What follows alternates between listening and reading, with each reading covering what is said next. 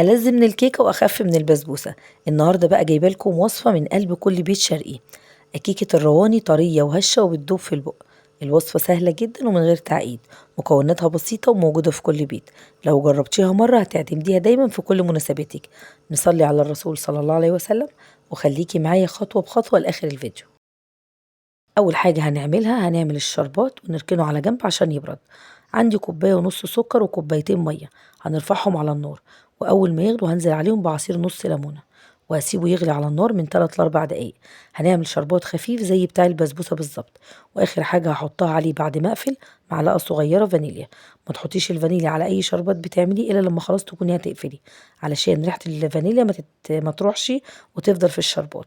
وهنقفل بقى عليه ونسيبه يبرد خالص، ونبتدي نجهز المواد الجافة. في بولة هحط فيها كوباية دقيق 135 جرام. دقيق يكون منخول 3 مرات. كل يا جماعة ما بننخل الدقيق بيدينا نتيجة كويسة. احط عليهم كوباية سميد اللي هو بتاع البسبوسة، دقيق البسبوسة 170 جرام، وكوباية جوزة هند مبشورة، ومعلقة كبيرة بيكنج باودر. وهقلب المكونات الجافة كلها مع بعض كويس جدا علشان البيكنج باودر يتوزع كويس في كل المواد الجافة.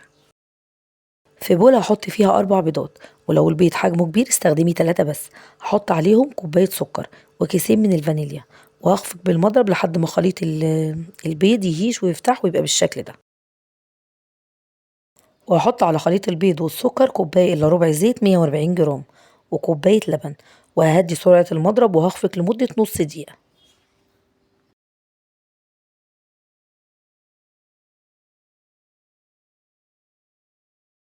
وهبتدي انزل على خليط البيض واللبن بالمواد الجافه.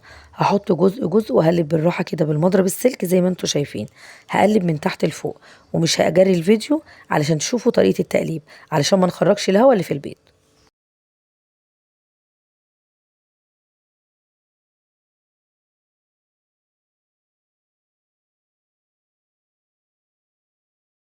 لو لسه بقى مكمله معايا الفيديو صلي على الرسول صلى الله عليه وسلم، واعملي لايك حلو كده من ايديكي الحلوين عشان تشجعوني ان انا استمر، واكتبوا لي في التعليقات ايه رايكم في الوصفه.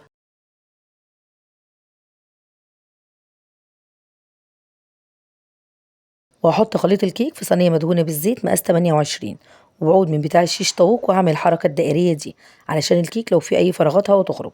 وهحط الصينية البايركس في صينية ألمونيوم عشان توزع الحرارة كويس، وهدخلها الفرن على الرف اللي في النص على درجة حرارة متوسطة، وهتسويها زي ما بتسوي الكيكة بتاعتك عادي جدا، مش هتفتحي عليها قبل 35 دقيقة. وأول ما تخرج من الفرن هسقيها بالشربات الخفيف البارد.